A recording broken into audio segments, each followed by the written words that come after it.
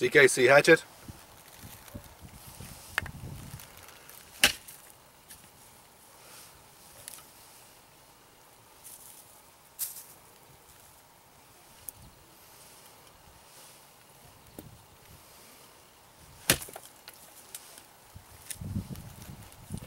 In case it's not clear, the bone is offering no resistance whatsoever to the hatchet.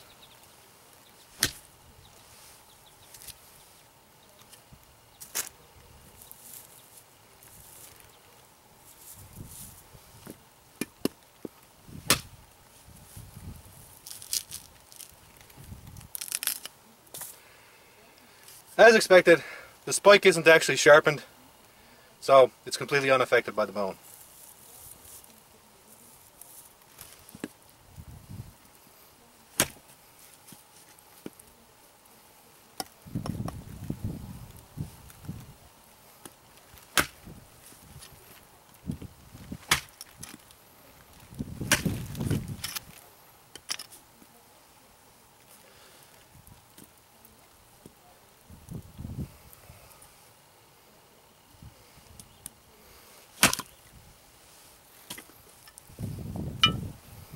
Clean through.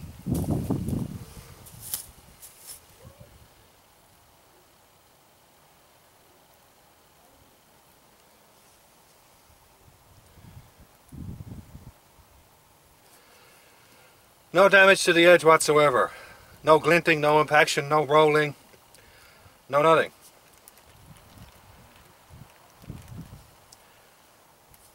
The edge looks to have an almost perfect combination of necessary hardness to resist denting, necessary toughness to resist fracture, necessary wear resistance, stop the grading, and of course, very nice level of cutting ability.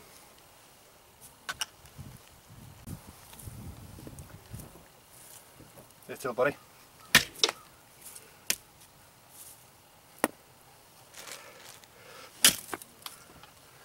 Good.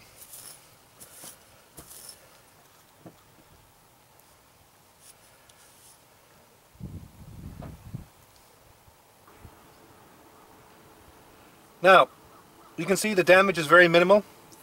It took almost no damage from the bone, no reflection of light. Even the hard chop into the ground just produced a couple of dents and deformations. I have a couple of high magnification shots I'll put after this, and I'll have some details in the description with a bit more information. One thing that I'd like to note is that the use of a secondary bevel on this greatly increases the durability, with a very small drawback on cutting ability, because the angle is just increased enough to give you that necessary durability, but not increased so heavily that it vastly reduces cutting ability.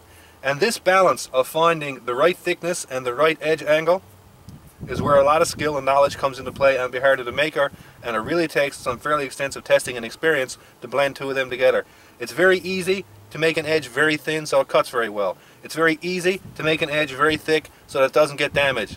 The tricky part is getting something in between so that it cuts very well and is still very durable. So this profile that you're seeing has that balance. Now, the other thing that I'll just point out, it has nothing to do with bone, but somebody asked me about it. Why does it have this funky hump right here? Like it goes in, turns in, and comes out? Axes, in order to be comfortable in extended use, have to be balanced down the center line. So when you're holding on to the axe, it has to have equal mass back here and equal mass up here. So you can hold it and the axe stays flat. If there's more mass in the bit, the axe tends to want to rotate forward. When you're holding it like this, it tends to want to rotate forward, and you're constantly fighting that. The wrist strain is really high. By shifting this back like that, Kylie was able to get the balance on the center line with a small spike. So this axe stays completely flat and doesn't want to rotate. So the fatigue in general is reduced in work. And again, it's small details like that that shows who's ever designed the tool has an understanding of the fundamental concepts of performance as related to the actual tool.